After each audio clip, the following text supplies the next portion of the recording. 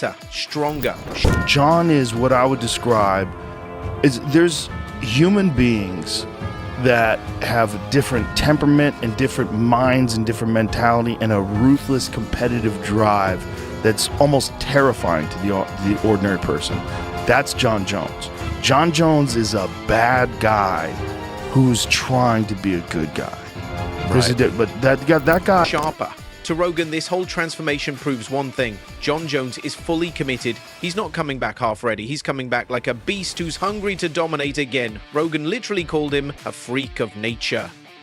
He said Jon has everything. The talent, the power, the presence. But beyond all that, what's really wild is Jon's discipline, his ability to grind when others would chill. This fight with Aspinall has people hyped like never before. They've waited months for this showdown, and it's finally happening. Tom Aspinall is no joke. Jon is what I would describe is there's human beings that have a different temperament and different minds and different mentality and a ruthless competitive drive that's almost terrifying to the ordinary person. That's Jon Jones.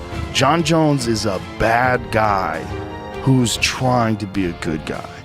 Right. But that guy, This guy's got power, speed, and he brings pressure in the cage. He's aggressive, calculated, and dangerous. But Joe Rogan thinks Jon's experience, his years of fighting and knowing every trick in the book will give him the upper hand. Rogan respects Aspinall, but he's putting his money on Jones. Why? Because Jon's been here before, he's fought legends, and he wins. Tom's definitely talented, no one's denying that. But Aspinall, like that he's something special. He really is something special. He's a very unusual example. Because he's a heavyweight, and he's a big guy, a really big guy, but he moves so fast. But Rogan said something huge. This will be the biggest challenge of Tom's entire life. This is a fight that could define careers, and Rogan is excited to see if Tom can actually pull it off.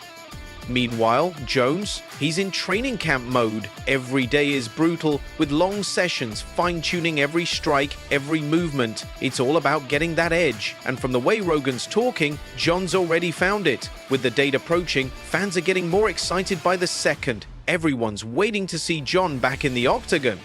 This isn't just another fight, it's a statement. And with who is the GOAT? I think if you look at Jon Jones's early career, right? Jon Jones wins the title in 2011, and from then on has fought more fights as championship fights than he has other fights. So he's the most accomplished for sure. Beats Mauricio Shogun Rua, who's a legend. And then the way he dominates all these other fighters, up until you get to Alexander Gustafsson, you could make the argument that he had a similar career. how much his body is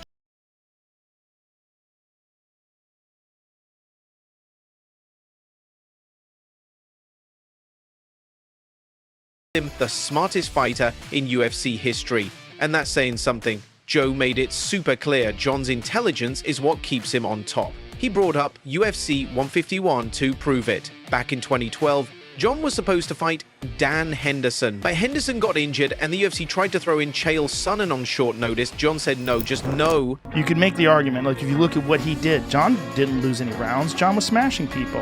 You look what he did to Rashad Evans, look what he did to Rampage Jackson, look what he did to Lyoto Machida, look what he did to everybody. You look at the way he beat Daniel Cormier in the first fight, took him down. Like, who the fuck takes Daniel Cormier down, right? And then you look at him in the second fight, even though it was ruled a no contest, we know what the fuck happened. He head kicked him and stopped him. You know, it was spectacular. And guess what? The entire event got cancelled. First time in UFC history. Some fans were mad, but Rogan said, that's what makes Jon different. He knows when to say no. He thinks long term. He protects his legacy. Even now, 13 years later, fans still argue about that decision, but Rogan sees it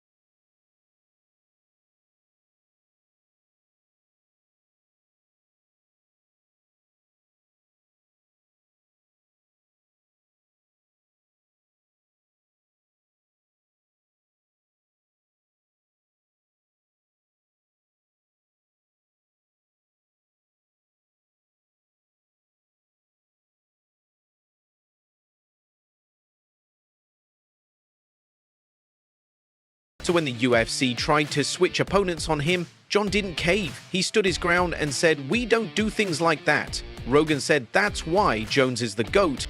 Because he didn't just take fights for fun, he made smart moves. Chael's like a little smaller too. I mean, Jon's cutting to get to 205. Chael's fighting at 185. Like, sketchy. Jon's big, dude. He's big. Big and long and strong as fuck. That's too big. Remember when Jon and him fought? It was a maul. I don't. It was a horrific maul. He fought Chael. If you call Jon Jones for a last-minute fight, he's gonna say, "Go fight yourself."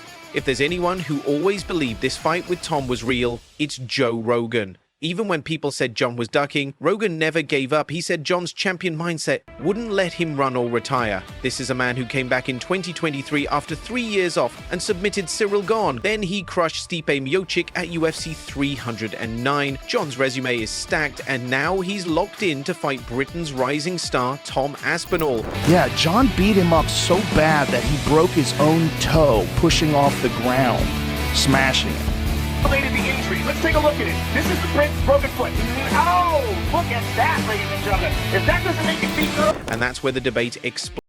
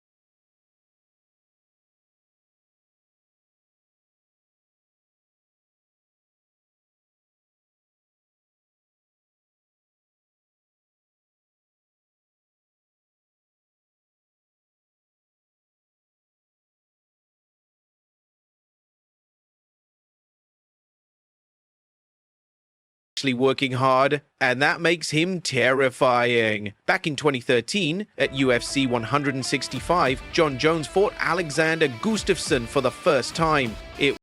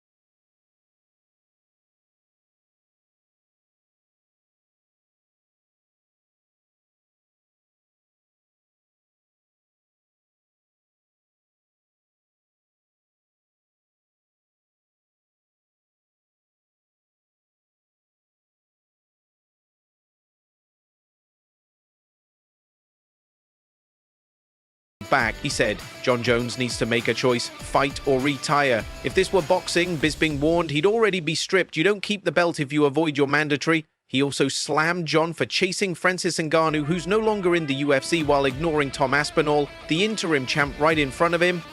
Bisping said Jon should have just told the UFC not to create the interim belt